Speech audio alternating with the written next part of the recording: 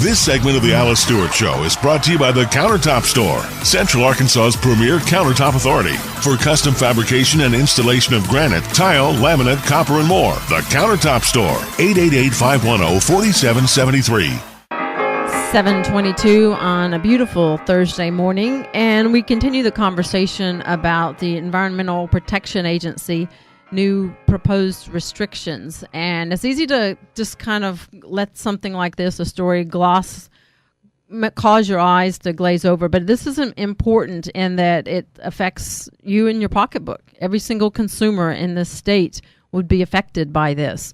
And what is being proposed is a rule to seek the reduction of carbon dioxide emissions nationwide by 30% by 2030, but even higher here in Arkansas, actually 44%. And this will have tremendous impact on many things, on energy, on the environment. It will have an impact on the economy of the state and you as a consumer. We just heard from Glenn Hooks with the Sierra Club, and now we're going to Arkansas Sierra Club. We're going to hear from the other side of this story. The Arkansas Electric Co-op President and CEO, Duane Highley, joins us. Duane, good morning. Good morning. I appreciate you joining us. And you have been very, very involved in this from the first time this was even proposed and even discussed, looking at the impact this will have on people here in Arkansas. And needless to say, the electric co-op, you're disappointed by this rule and what it will mean for not just the industry, but consumers. Absolutely. The electric cooperatives exist to provide reliable and affordable power for about 1 million Arkansans. And so it's our job to make sure we keep it reliable and affordable. And this rule goes directly against that. And you testified, or you spoke at a hearing earlier this week with at the state capitol, is the House and Senate committees on insurance commerce, and they adopted a resolution expressing opposition to the proposed rule. But the main thing that you stressed to them is that this rule would result in the closure of 2 large coal plants in Arkansas. Tell us why that would force them to close, and what kind of an economic impact would that have on just not those areas alone, but the state? Well, we're looking at a much larger reduction for the state of Arkansas than surrounding states. So Arkansas is being asked to reduce their emissions by 44%, while states like Missouri, which emit more carbon dioxide, are only reducing by 21%. So that's the first inequity. But as we look at how we will have to comply and what we'll have to do to make that kind of reduction, it will inevitably require the closure of some coal plants. Most likely, we're looking at plants such as White Bluff and Independence. White Bluff is a large coal-based plant near Redfield. ISIS Independence plant is near Newark. And if you look at the combined economic impact of those 2 plants to the state of Arkansas, it's about a $1.3 billion hit. Those plants close, and that's just the impacts within the state of Arkansas. There's other impacts nationwide just from those 2 plants closing.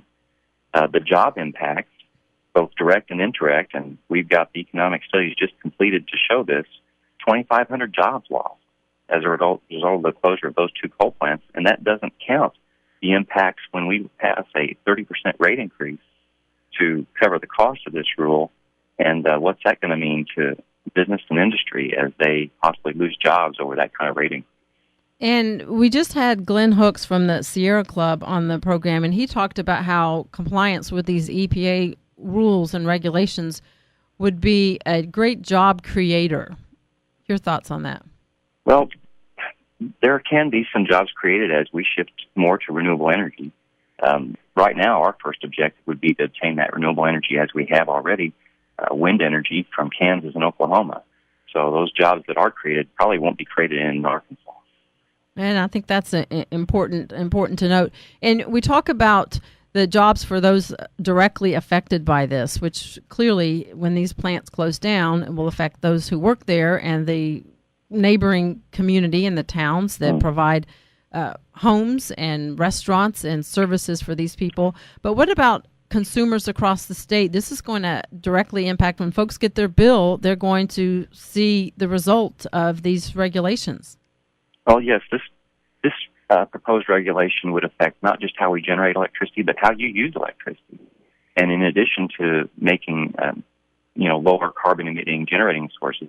The EPA expects the states to find ways to have consumers use less energy, and that does mean some lifestyle changes.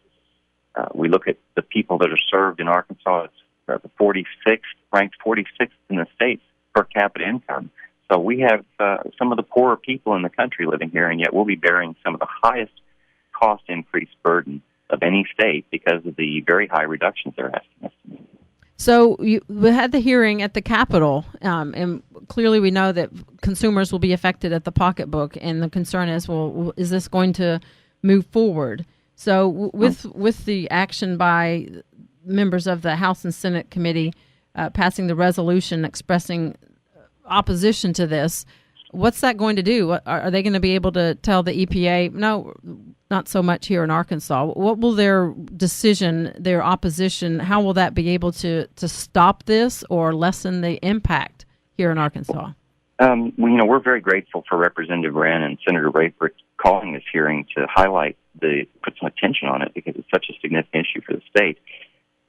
The Insurance and Commerce Committee does have oversight over the activities of the Arkansas Public Service Commission, which regulates utility rates and utility investments, and they can have influence as well over the Arkansas Department of Environmental Quality. Now, currently, those two agencies are taking a neutral position on this proposed regulation, and the influence of the committee can be to see that the new directors of those agencies, as the new governor comes in, would be able to take a more positive stance against the regulation. And I think the key is for folks to be educated on this and understand the impact this has. Certainly there's the environmental aspect, but the economic impact this will have. And you made a point, you have said in the past that the electric co-op does want to work with the Department of Environmental Quality and the PSC to create a plan that really maximizes the opportunity to preserve reliable energy and also reduce the impact it has on the environment. So you're willing to work with folks. You just want to make sure that it doesn't have the tremendous impact that these regulations would have.